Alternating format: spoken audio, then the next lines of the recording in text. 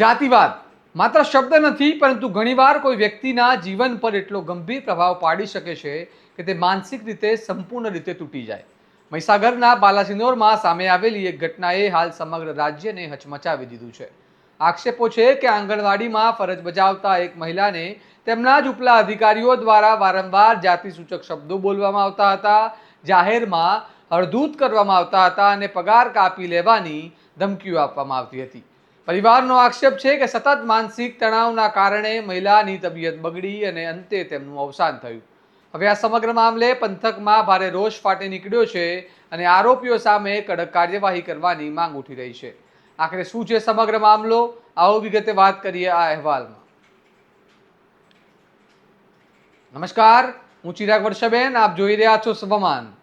મહીસાગરના બાલાસિનોરના લીંબડી ગામે રહેતા મનીષાબેન વણકર આંગણવાડી કર્મચારી તરીકે ફરજ બજાવતા હતા, પરંતુ તેમના પરિવાર અને સંગઠન દ્વારા ગંભીર આક્ષેપો કરવામાં આવ્યા છે કે ફરજ દરમિયાન મનીષાબેન સાથે ભેદભાવભર્યું વર્તન કરવામાં આવતું હતું અને મનીષાબેનના ઉપલા અધિકારીઓ અંબિકા જયસ્વાલ, જેઓ CDPO તરીકે ફરજ બજાવે છે, તેમજ હર્ષદભાઈ વણકર અને સમીર શેખ સામે આક્ષેપ છે કે તેઓ વારંવાર મનીષાબેનના કાર્યસ્થળે વિઝિટ કરીને કોઈને કોઈ બહાને તેમને પરેશાન કરતા અને પરિવારનો આક્ષેપ છે કે આરોપીઓ દ્વારા મનીષાબેનને જાતિ સૂચક શબ્દો બોલવામાં આવતા હતા, જાહેરમાં અપમાનિત કરવામાં આવતા અને કામગીરીની ગેરરીત બતાવી પગાર કાપી લેવાની ધમકીઓ પણ કરવામાં આવતી.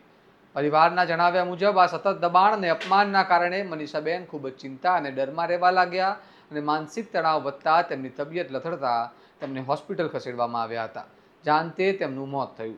આ ઘટના બાદ પરિવારજનોએ ગંભીર આક્ષેપો સાથે ન્યાયની માંગ ઉઠાવી છે. સાંભળો આ મામલે પરિવારજન શું કહી રહ્યા છે. તો આ બીજી તારીખે પરીક્ષા આપવા ગયા, પરીક્ષાના લીધે રજા મૂકી હતી, તો પણ સુપરવાઇઝરે એમને રજા મૂક્યા છતાંય બોલાવી લીધા કંઈ, અને પછી એના કારણે એમને ફસાવી દીધા. પછી આનું આ બીજી તારીખે બધું આ આવ્યું, સમીરભાઈ, હર્ષદભાઈ અને CDPO લુણાણાથી આવેલા. ત્રણે કોઈ કારણના હાથમાં આવવા છતાં પેકેટ ઉદડાએ કાપ્યું. એ કારણના કારણે આમને ફસાઈને 75% કાયમ માટે પગાર કાપવાનું વિડીયો મૂકી દીધું સોશિયલ મીડિયા. એના કારણે એમનો પ્રૂફ, એના કારણે એવા ગભરાઈ ગયા. એના કારણે એમને આ બધું ખાવા પીવાનું બધું બંધ કરી દીધું.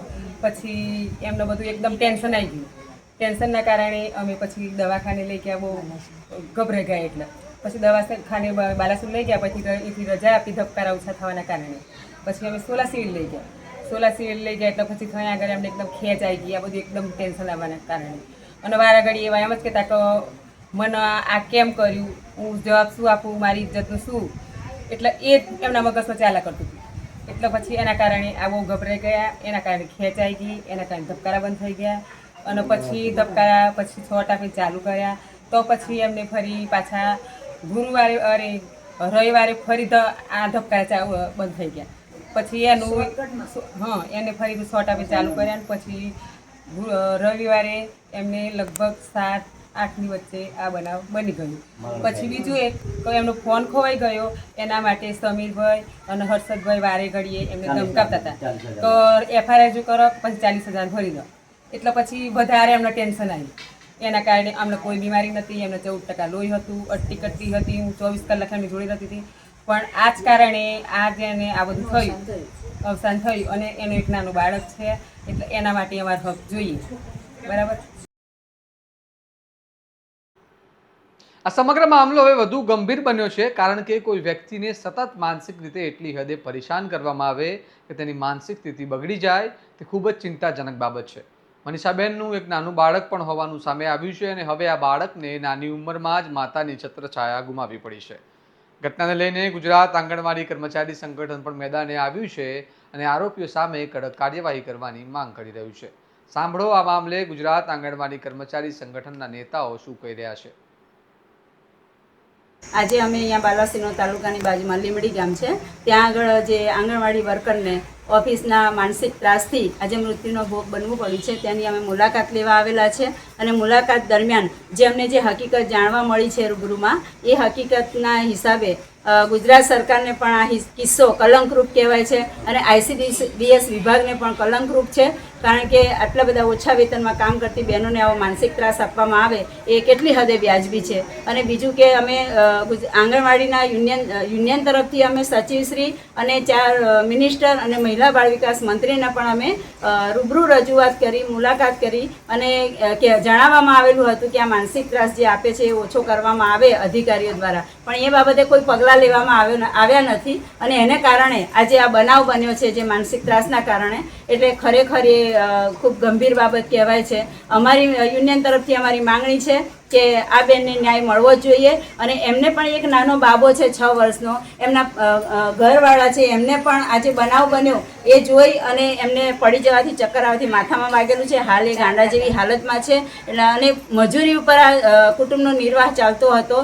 જે આ બેનની આવક હતી એના ઉપર ઘર ચાલતું હતું, જેના કારણે એમનું બાળક પણ આજે અનાજ જેવું બની ગયું છે. એટલે અમારી માંગણી છે યુનિયન દ્વારા કે સરકારશ્રી એમને પૂરેપૂરું વળતર જે અમે માંગણી કરીએ છીએ યુનિયન દ્વારા એ આપવામાં આવે. લગભગ ઓછામાં ઓછું એમને 20 લાખ રૂપિયા વળતર મળવું જોઈએ. અને બાળક જ્યારે મોટું થાય ત્યારે એને સરકારે એના સરકારી નોકરીમાં સમાવેશ કરવો જોઈએ, અમારી માંગણી છે. અને જો આ નહીં કરવામાં આવે, સરકારશ્રી આના ઉપર કોઈ પગલાં નહીં લે, કોઈ અધિકારીઓ ઉપર કોઈ પગલાં નહીં લેવાય તો, અને આ વળતર નહીં ચૂકવાય અને આ બહેનને જે ન્યાય નહીં મળે તો અમે યુનિયન દ્વારા આખા ગુજરાતની બહેનો આનાથી આંદોલન કરશે અને ઉગ્ર આંદોલન કરશે. આજે મહીસાગર જિલ્લાના બાલાસિનોર તાલુકાના લીમડી ગામે એક આંગણવાડી બેન કે જેમને ટોર્ચરિંગ કર્યું, પ્રોગ્રામ ઓફિસરે ખોટી ફરિયાદો કરી અને એમને હેરાન કરવાનું જે કૃત્ય કર્યું અને એના કારણે આ બેન કોમામાં જતા રહ્યા, બીમાર થઈ ગયા અને એમને છેવટે મૃત્યુને ભેટવું પડ્યું છે.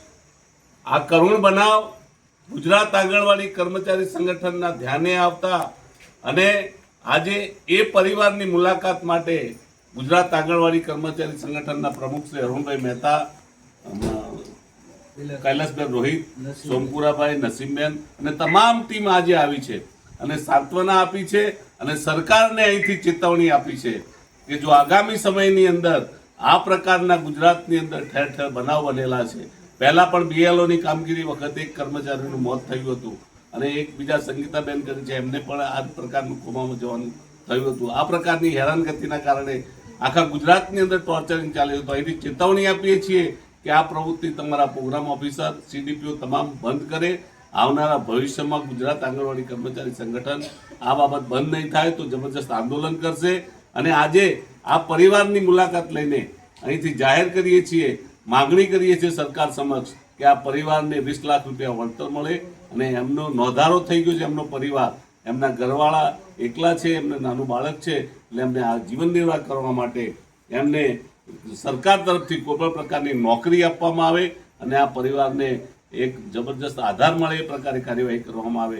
આગામી સમયમાં ગુજરાતભરમાં આ મુદ્દે આંદોલન કરવામાં આવશે અને ગુજરાત આંગણવાડી કર્મચારી સંગઠન મહત્વનો ભાગ ભજવશે. ગુજરાતમાં કહેવાતી નીચી જાતિઓ સામે અત્યાચાર અને ભેદભાવની ઘટનાઓ વધતી હોવાના આક્ષેપો વચ્ચે આ ઘટના હવે ભારે ચર્ચાનો વિષય બની ગઈ છે. સ્થાનિકોમાં પણ ભારે રોષ જોવા મળી રહ્યા છે અને પરિવારની માંગ છે કે સંબંધિત આરોપી સામે એટ્રોસિટી એક્ટ હેઠળ ગુનો નોંધી કડકમાં કડક કાર્યવાહી કરવામાં આવે અને પરિવારને વળતર આપવામાં આવે અને ન્યાય અપાય. સાથે જ જો આ માંગણીઓ નહીં સંતોષાય તો રાજ્યભરમાં આંદોલન કરવાની ચીમકી પણ આપવામાં આવી છે. હવે જોવાનું રહ્યું કે તંત્ર આ સમગ્ર મામલે શું પગલાં ભરે છે અને પરિવારને ક્યારે ન્યાય મળે છે. આ સમગ્ર ઘટનાક્રમ અંગે તમારું શું કહેવું છે? શું આવા મામલાઓમાં વધુ કડક કાર્યવાહી થવી જોઈએ? તમારો અભિપ્રાય અમને કમેન્ટમાં જરૂર જણાવો અને આવા જ મહત્વના અહેવાલો માટે તમારા સ્વમાનને લાઇક, શેર અને સબસ્ક્રાઇબ કરવાનું ભૂલતા નહીં. નમસ્કાર.